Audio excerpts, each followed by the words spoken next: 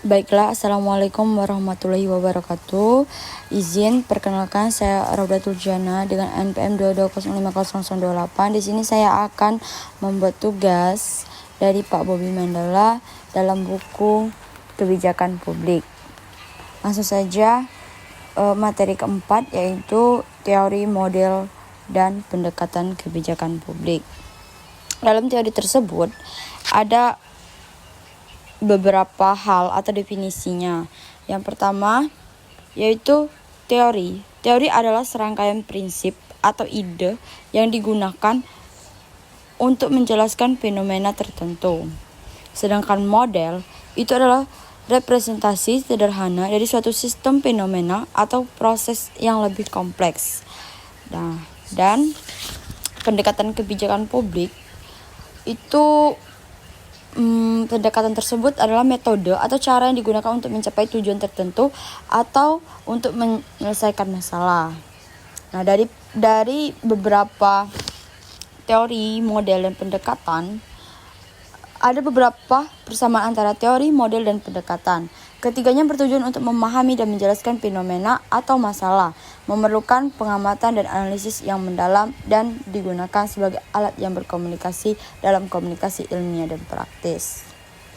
Dengan demikian, dapat disimpulkan bahwa teori memberikan landasan konseptual, model menyediakan representasi yang lebih sederhana, dan pendekatan menawarkan metode praktis untuk implementasi.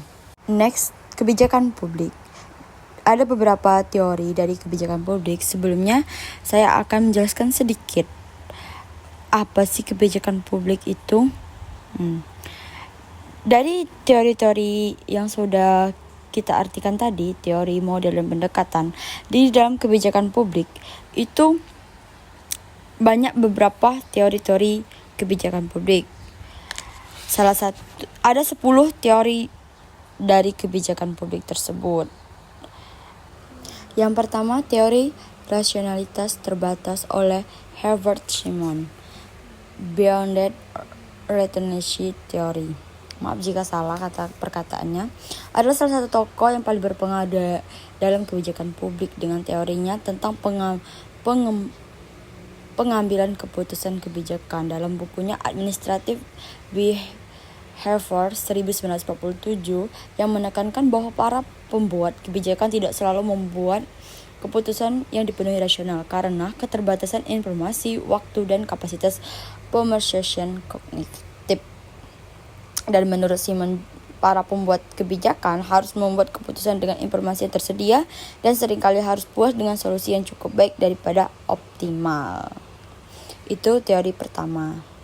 Teori kedua yaitu teori incremental oleh Charles Lindblom, yaitu incremental theory. Dari teori tersebut, pada tahun artikelnya itu The Section of Modeling Torque pada tahun 1959. Lindblom berargumen bahwa kebijakan publik seringkali berkembang melalui serangkaian keputusan kecil atau inkremental daripada perubahan besar. Ia menyatakan bahwa pembuat kebijakan seringkali bekerja dalam keterbatasan informasi dan sumber daya, sehingga mereka cenderung membuat perubahan kecil yang lebih mudah dikelola dan diimplementasikan. Itu menurut teori kedua yaitu Lindblom.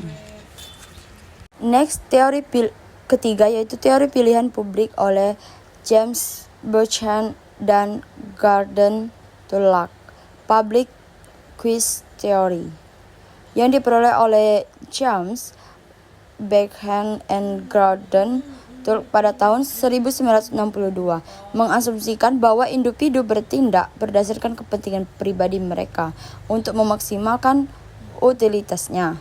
Dalam konteks kebijakan publik, teori ini menganggap pembuatan kebijakan sebagai aktor rasional untuk membuat keputusan berdasarkan perhitungan keuntungan dan kerugian. Dan ada dalam bukunya juga yaitu The Calculus of Caution, di mana menekankan bahwa proses pembuatan kebijakan seringkali dipengaruhi oleh pertimbangan ekonomi dan insentif individu. Mereka juga berargumen bahwa pembuatan kebijakan sama seperti individu yang berada dalam pasar. Dan keempat itu teori sistem oleh David Ashton. Dalam sistem teori, ia memperkenalkan teori sistem dalam konteks kebijakan publik pada tahun 1965 dalam bukunya A System Analysis of Political Life. Ashton menggambarkan sistem politik sebagai suatu entitas yang menerima masukan dari lingkungan eksternal berupa tuntunan dan dukungan yang kemudian diproses oleh mekanisme internal sistem untuk menghasilkan keluaran output berupa kebijakan. Next, yang kelima itu teori advokasi koalisi oleh Paul Schaeffer. Ia memperkenalkan teori advokasi koalisi pada tahun 1988 dalam artikelnya.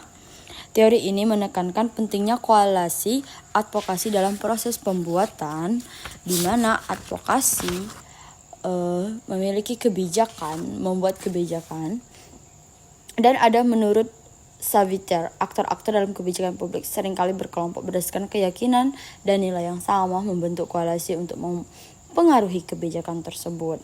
Dan keenam itu adalah teori jaringan kebijakan oleh R.A.W. Rhodes Policy Network Theory. R.A.W. memperkenalkan teori jaringan kebijakan pada tahun 1997.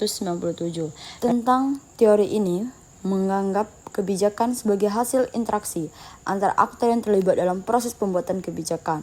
Menurut Rhodes, jaringan kebijakan terdiri dari aktor-aktor dari sektor publik, swasta, dan masyarakat sipil yang berinteraksi dalam proses perumusan dan implementasi kebijakan.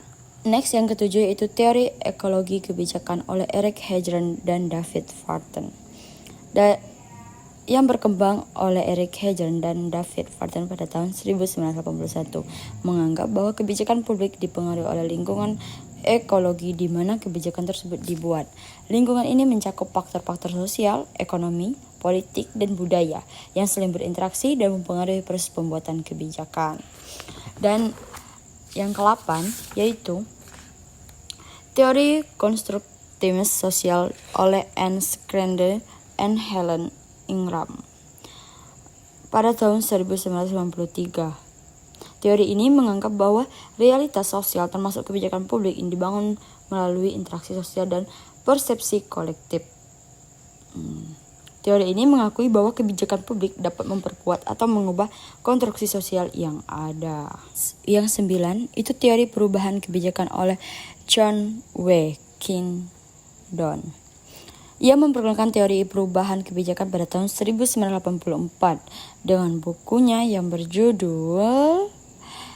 Teori ini dikenal sebagai Multiple Streams Forward yang menekankan bahwa perubahan kebijakan terjadi ketika 3 aliran streams yaitu masalah, kebijakan, dan politik bertemu dalam apa yang disebut dengan jendela kebijakan. Kingdom juga menjelaskan bahwa setiap aliran beroperasi relatif independen tetapi dapat saling mempengaruhi ketika jendela peluang terbuka. Aliran masalah saling mempengaruhi ketika jendela perhatian aliran kebijakan mencukupi alternatif sosial atau jalan keluar yang diusulkan oleh para ahli dalam pembuatan kebijakan. Next, yang terakhir itu adalah kebijakan berbasis bukti oleh Paul Carney. Pada tahun 2016, pada bukunya yang berjudul The Fallacy of Independent Policy Making, teori ini menekankan penggunaan data dan penelitian ilmiah dalam pembuatan keputusan kebijakan, menyatakan bahwa kebijakan berbasis bukti bertujuan untuk memastikan bahwa keputusan kebijakan didasarkan pada informasi yang akurat dan dipercaya sehingga menghasilkan kebijakan yang lebih efektif dan efisien. Dari inilah 10 kebijakan. Sekian, terima kasih. Pembahasan singkat tugas 4 saya akhiri. Wabillahi taufiq wal hidayah. Wassalamualaikum warahmatullahi wabarakatuh.